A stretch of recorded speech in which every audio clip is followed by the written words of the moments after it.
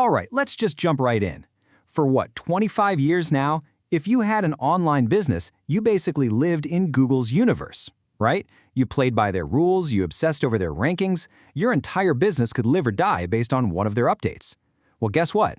That whole era, it's ending. And honestly, it's happening way faster than anyone thought possible. And that really brings us to the big, dramatic question we're tackling here. Is Google's 25-year reign, this thing we all thought was untouchable, is it actually over? Because the numbers we're about to look at are, well, they're pretty jaw-dropping.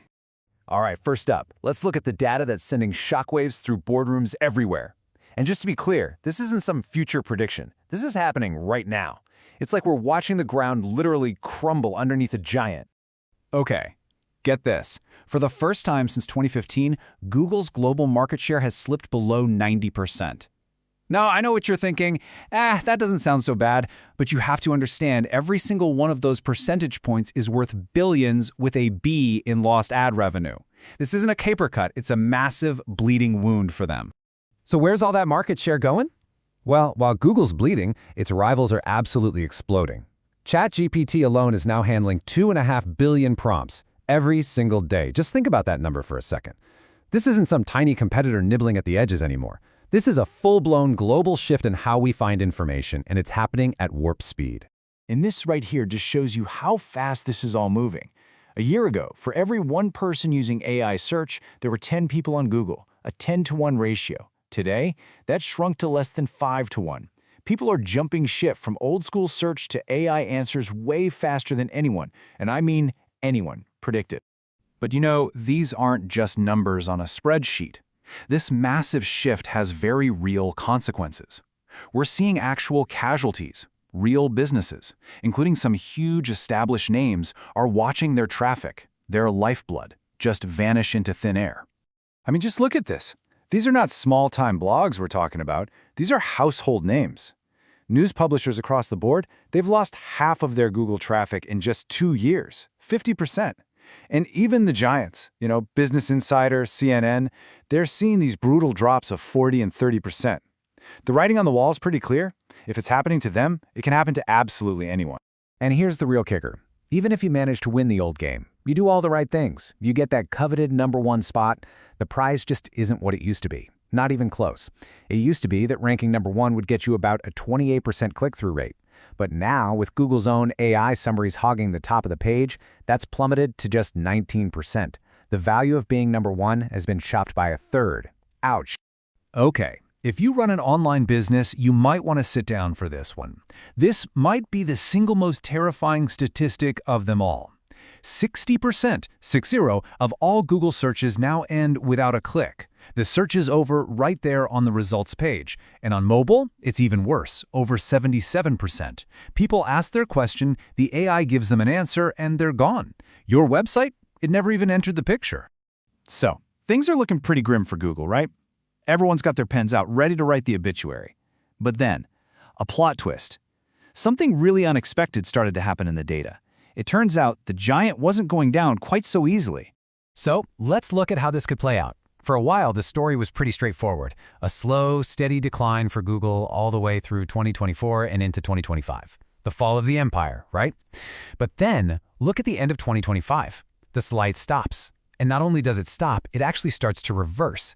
Google's market share begins to tick back up. So, what on earth happened? Well, it seems to be a combo of 3 things. First, ChatGPT's insane growth started to level off. Maybe it just hit market saturation. Second, the big GPT-5 launch from OpenAI. It was kind of a dud. More of a small step than the giant leap everyone was hoping for. And third, and this is the big one, Google fought back, hard. They started weaving their own AI, Gemini, into everything, basically giving people the AI answers they craved without them ever having to leave the Google ecosystem. At this point, who actually wins this war, Google or the newcomers, it almost doesn't matter for your business. Why? Because no matter what happens, the rulebook for how you get found online has been torn up and completely rewritten. For everybody. And this is a really important shift to understand. The old game was all about climbing the ladder to get that #1 ranking. That was it. The new game, it's all about getting mentioned, getting cited in the AI summary. It's a totally different sport.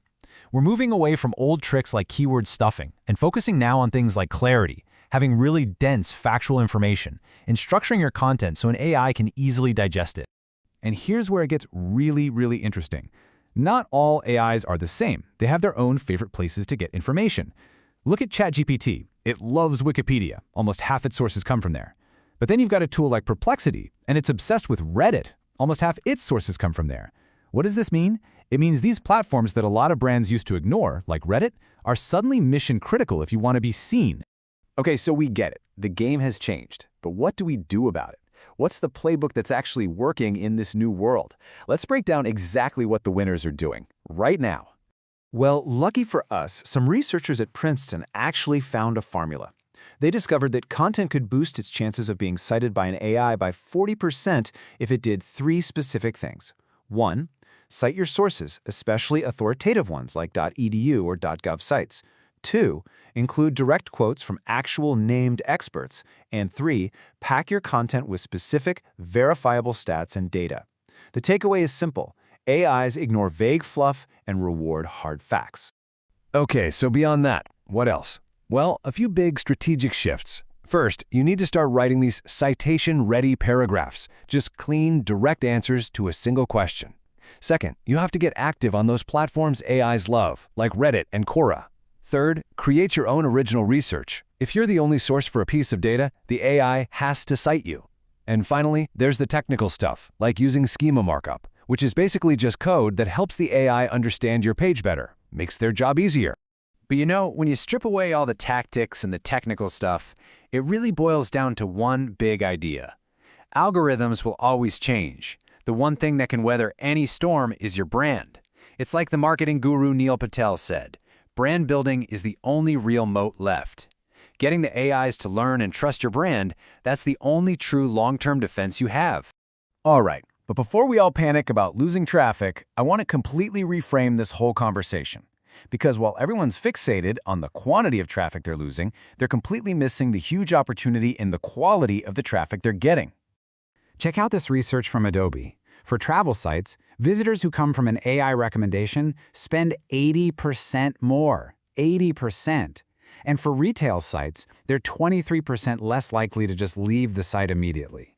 So think about that. Yeah, you might get fewer people walking in the door, but the ones who do come are way, way more valuable. So what's going on here? It's pretty simple, actually. The AI is doing all the hard work for you. It's like the world's best filter. By the time someone reads the AI's answer and then decides, I want to learn more, and clicks your link, they're not a tire kicker. They've already got the basic info. They are pre-qualified and they're showing up ready to do business. And that leads us to the new metric that matters most. Forget about just tracking where you rank on a page. The smart companies, the ones who are winning, are now tracking something they call share of AI voice. Think about it. Getting endorsed by an AI as a trusted source? For a lot of people, that's a much more powerful signal than just being the first blue link on a list. So here's the bottom line. Right now, there's still a window of opportunity to get ahead of this. But that window is closing, and it's closing fast. The businesses that are working now to become a trusted source for these AI systems are building a defensive wall, a moat, that's going to be almost impossible for their competitors to cross later. So really, the question for you isn't if you need to adapt. It's how fast can you move to earn that AI's trust.